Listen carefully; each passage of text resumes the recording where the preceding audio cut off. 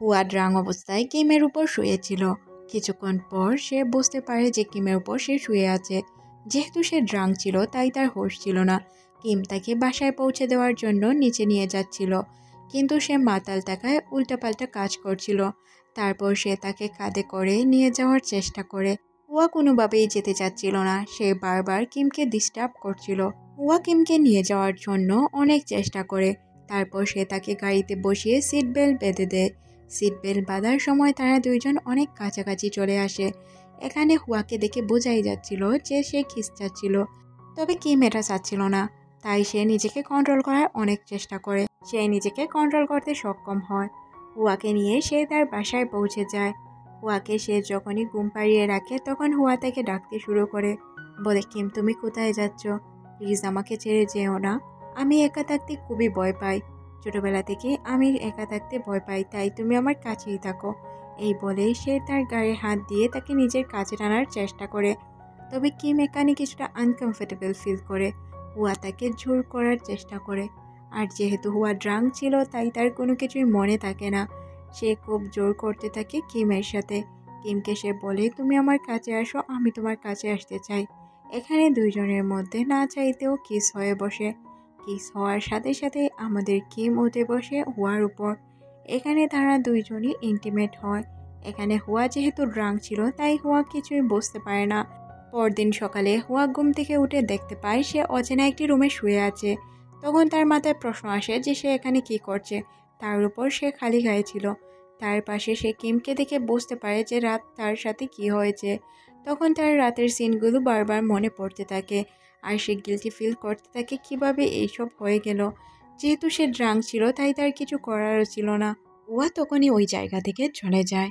কিছুক্ষণ পর কিমের ঘুম ভাঙলে সে দেখতে পায় হুয়া তার কাছে নেই। তখন সে হুয়াকে ডাক দেয়। সে মনে করে হয়তো সে ওয়াশরুমে গোসল করছে বা ফ্রেশ হচ্ছে। তখন সে হুয়াকে ডাক দিলে হুয়ার কোনো রেসপন্স না পেয়ে সে হুয়ার ফোনে কল করতে শুরু করে। হুয়াকে কল করলে হুয়া তার কল রিসিভ করে না। তখন সে বুঝতে পারে যে হুয়ার সাথে কথা বলাটা তার কতটা প্রয়োজন। তবে হুয়া যেহেতু কল রিসিভ করছিল না, তার করার কিছুই ছিল না। অন্যদিকে আমরা হুয়াকে দেখতে পাই। সে তার ওয়াশরুমে বসে বসে চিন্তা করছিল কাল রাতের কথা, তার দ্বারা কত বড় ভুল হয়েছে। কিছুক্ষণ পর আবার আমরা কিমকে দেখতে পাই। সে অফিসে এসে সবাইকে জিজ্ঞাসা করছিল ওয়ার কথা। যখন ওয়ার বন্ধু বলে যে ওয়া এখনো আসেনি, তখন সে চিন্তায় পড়ে যায় ওয়ার জন্য। তারপর কিম সিকিউরিটি গার্ডকে জিজ্ঞাসা করে ওয়া কোথায়।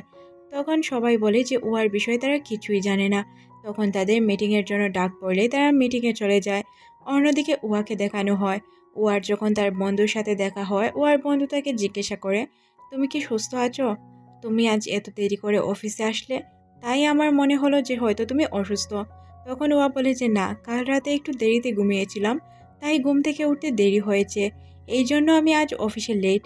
তখন তার বন্ধু বলে, তোমার কফির প্রয়োজন, যেহেতু রাতে তোমার ঘুম হয়নি তাই তুমি কফি পান করতে পারো, তুমি একটু সুস্থ ফিল করবে। তাছাড়াও অফিসে আজ মিটিং ছিল, সবাই মিটিং অ্যাটেন্ড করেছে, শুধু তুমি বাদে। তখন সে বলে, আচ্ছা নো প্রবলেম, মিটিং অ্যাটেন্ড করিনি তো কি হয়েছে, এখন কফি খাচ্ছি, কফি খেয়ে একটু ফ্রেশ হয়ে স্যারের সাথে দেখা করে নিব। তখন তার বন্ধু বলে, আচ্ছা এটাই ভালো হবে। তার বন্ধু তাকে বলে, তুমি আমার সাথে বসে কফি খাবে নাকি একাই খাবে? তখন সে বলে যে আমি কিছুক্ষণ একা কাটাতে চাই। তখন সে একা একা কফি নিয়ে বসে থাকে। তার মা তাকে এসএমএস করে জানায় তার টাকার প্রয়োজন আছে। সে তখন কী উত্তর দিবে বুঝে পায় না। তখনই তাকে কিমও এসএমএস করে, তোমার সাথে আমার কথা বলার প্রয়োজন, তুমি কি আমাকে কিছু সময় দিতে পারবে? সে কোনো এসএমএসেরই আনসার করে না। কিছুক্ষণ পর আমরা কিমকে দেখতে পাই। সে ওয়ার বন্ধুকে এসে জিজ্ঞাসা করে, তুমি কি ওয়াকে দেখেছ? তখন সে বলে, হ্যাঁ আমি ওয়াকে নিচেই দেখেছি, তুমি এখন গেলে পেয়ে যাবে। কিম ওয়াকে খোঁজার চেষ্টা করে। লিফট বন্ধ থাকার কারণে সে সিঁড়ি দিয়ে নিচে নামে, কিন্তু সে কোনোভাবেই ওয়াকে খুঁজে পাচ্ছিল না। অনেক চেষ্টা করার পরও সে ওয়াকে খুঁজে না পেয়ে তার বন্ধুর কাছে চলে যায়। তখন ওর বন্ধু তাকে বলে, ও তো প্রিন্টার রুমে আছে, তুমি প্রিন্টার রুমে চলে যাও, ওকে খুঁজে পেয়ে যাবে। তারপর কিম দৌড়াতে শুরু করে প্রিন্টার রুমের দিকে। এদিকে আমরা ওয়াকে দেখতে পাই। সে অন্যমনস্ক হয়ে কাজ করছিল। তখন কিম এসে তাকে জিজ্ঞাসা করে, তুমি কি আমাকে কিছু সময় দিতে পারবে? তখন ওয়া তার দিকে সরাসরি তাকাতে পারে না। তারপর সে বোর্ড দিয়ে দরজা নক করে এসে ওয়াকে বলতে শুরু করে, তোমার প্রবলেম কি, তুমি কেন আমার সাথে কথা বলছো না?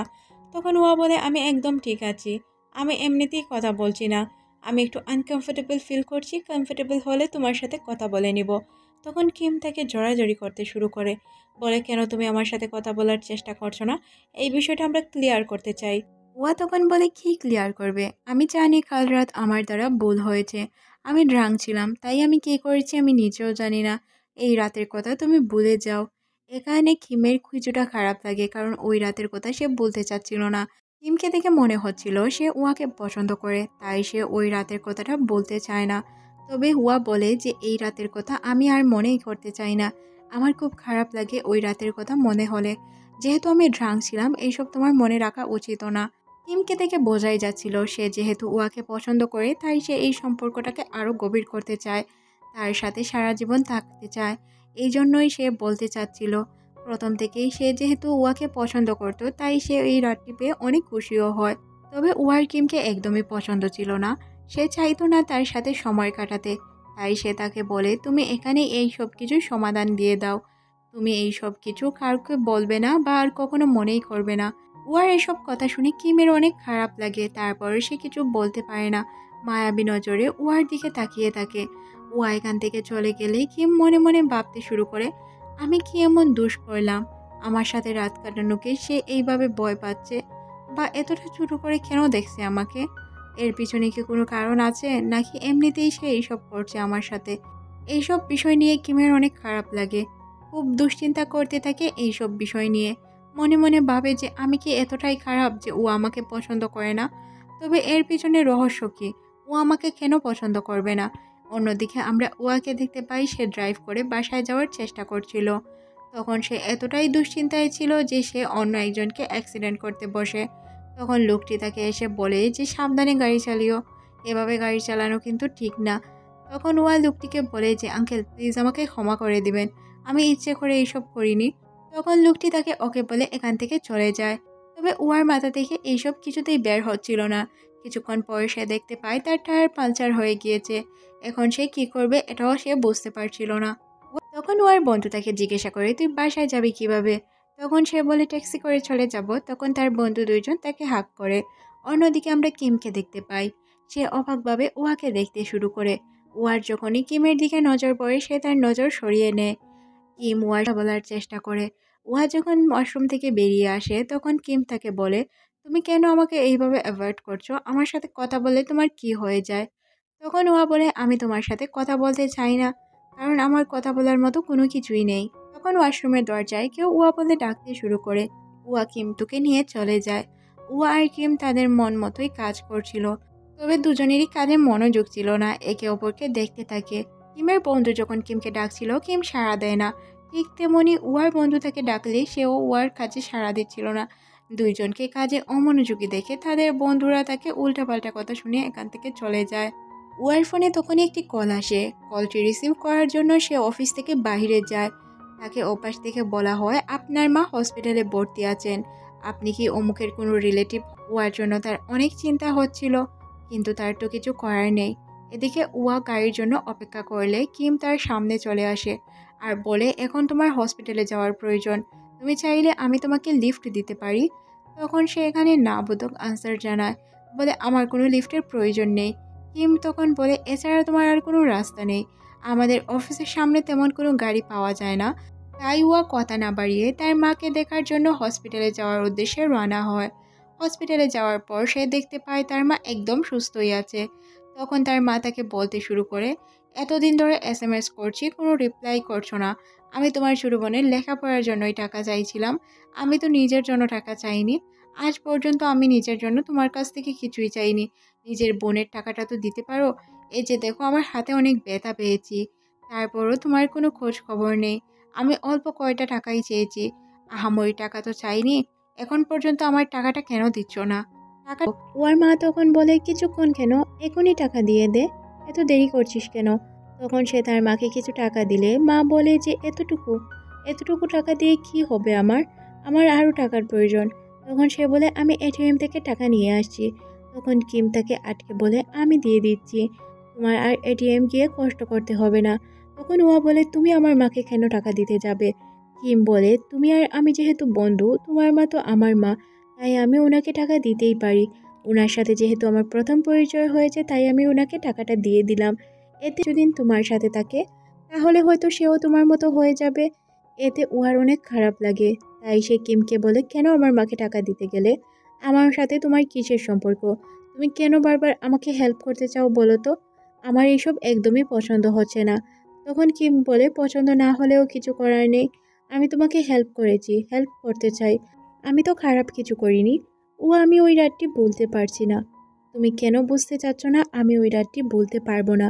তখন উহা তাকে থামিয়ে দিয়ে বলে, এই রাতের বিষয়ে কোনো কথা হবে না। এইসব বিষয়ের কথা আমি একদমই শুনতে চাই না। তুমি আমার কথা মনে রাখবে, কোনোদিনও আমার সামনে এই বিষয়ে কথা বলবে না। কিম তখন জিজ্ঞাসা করে, তুমি কি আমার উপর রেগে আছো? যদি রেগে থাকো তাহলে বলে দাও। উহা বলে, আমি তোমার উপর না, আমি নিজের উপর রেগে আছি। আমার এইসব একদমই পছন্দ না। তখন কিম বলে, আমি অনেক বেশি খুশি হব যদি তুমি নিজের উপর না রেগে আমার উপর রেগে থাকো। এতে আমার অনেক ভালো লাগবে। তখন কিম আর ওয়ান দুজনই মুচকি হেসে এখান থেকে চলে যায়। পরদিন সকালে আমরা কিম এবং ওয়ানকে লিফটে দেখতে পাই। দুইজন একে অপরকে কিছু বলতে চাচ্ছিল কিন্তু বলতে পারছিল না। কিম ওয়ানের দিকে তাকিয়ে থাকলে ওয়ান তার দিকে আর চোখে তাকিয়ে বলে, এইভাবে তাকিয়ে আছো কেন? তখন কিম বলে, আমি কি, আমার মনে হচ্ছে খুবই প্রয়োজন। তারপর তারা দুজনেই সিদ্ধান্ত নেয় কাল গিয়ে তারা ব্লাড টেস্ট করে আসবে। পরদিন সকালে আমরা ওয়ানকে দেখতে পাই। সে দাঁড়িয়েছিল গাড়ির জন্যে। ওয়ান কোনোভাবেই কোনো গাড়ি না পাওয়ার কারণে ওই জায়গাটিতে বসে থাকে। তখনই এখানে কিম চলে আসে। কিম ওয়ানকে বারবার ডাকতে শুরু করে, বলে, চলে আসো, আমরা যেহেতু একই জায়গায় যাব তাহলে একসাথে চলে যাই, ব্লাড টেস্টটা একেবারে করে আসি।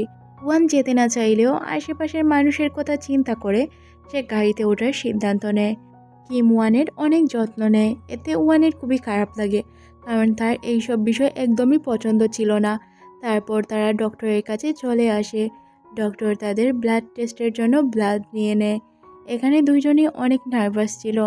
মনে মনে ভাবছিল রিপোর্ট পজিটিভ আসবে না নেগেটিভ। ওয়া বিষয়গুলো নিয়ে খুবই দুশ্চিন্তায় থাকে। তখন কিম বলে, এইসব বিষয় নিয়ে দুশ্চিন্তা করার কোনো কারণ নেই, কারণ আমি সবসময় প্রোটেকশন ইউজ করি। তার প্রমাণ তো তুমি ওই দিনই পেলে। তখন ওয়া খুব রাগ করে কিমের দিকে তাকায়। তখন কিম বলে, এতে রাগার কি আছে? চলো দুইজন টেস্ট করে নেই। আমার মনে হচ্ছে রিপোর্ট নেগেটিভই আসবে। এত মাথা ব্যথার কি আছে? সব কিছু নর্মালভাবে চিন্তা করো। তারপর দুইজন দুই ডাক্তারের কাছে চলে যায়। দুইজন ডক্টরই তাদেরকে বিভিন্ন ধরনের প্রশ্ন করছিল, যে কতদিন আগে তারা কি করেছে বা কিভাবে কি করেছে, তারা কি প্রোটেকশন ইউজ করেছে নাকি করেনি। এইসব বিষয়ে যখন ডক্টর তাদেরকে জিজ্ঞাসা করছিল তারা ঠিকভাবেই উত্তরগুলো দিয়ে দেয়। যেহেতু তাদের উত্তরগুলো ঠিক ছিল তাই ডক্টর তাদেরকে বলে যে কিছুক্ষণ পর রিপোর্ট নিয়ে যাওয়ার জন্য। তখন তারা বলে আচ্ছা। তারপর দুজন বাইরে গিয়ে বসে থাকে আর মনে মনে চিন্তা করতে শুরু করে যে কি হবে। কিম মাস্ক খুলে বাহিরে বসে থাকে। তখন ওয়া একটি ছেলেকে দেখে কিমকে বলে মাস্ক পরার কথা। তখন কিম বলে, মাস্ক পরার কি আছে? আমরা তো কোনো খারাপ কাজ করিনি, তাই না? তাহলে মাস্ক কেন পরবো? তারপর সে ওয়ার মাস্কটিও খুলে দেয়। তখনই আমরা দেখতে পাই ডক্টর চেম্বার থেকে দুইজন কাপল বের হয়ে আসে। একে অপরকে সান্ত্বনা দিচ্ছিল। একজন তো কান্নাই করে বসে। তখন ওয়ার অনেক খারাপ লাগে আর সেও চিন্তায় ভেঙে পড়ে তার সাথে না উল্টাপাল্টা কিছু হয়ে যায়। তখন কিম তাকে সান্ত্বনা দিয়ে বলে, তোমার সাথে এমন কোনো ঘটনা ঘটবে না, তাই চিন্তার কোনো কারণ নেই। আর আমি তোমাকে একবার না 1000বার বলেছি আমি প্রোটেকশন ইউজ করি, তাই আমার ক্ষেত্রে কোনো ভুল হওয়ার কোনো কারণই নেই। তারপর একজন নার্স আসে তাদের কাছে। নার্সটি তাদেরকে ডক্টরের সাথে দেখা করার জন্য বলে, আপনাদের রিপোর্ট রেডি আছে, আপনারা দেখা করে আসুন।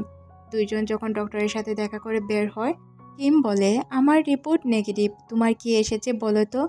তখন ওয়া কিছুই বলে না, সে তাকে সাসপেন্সে রাখার চেষ্টা করে।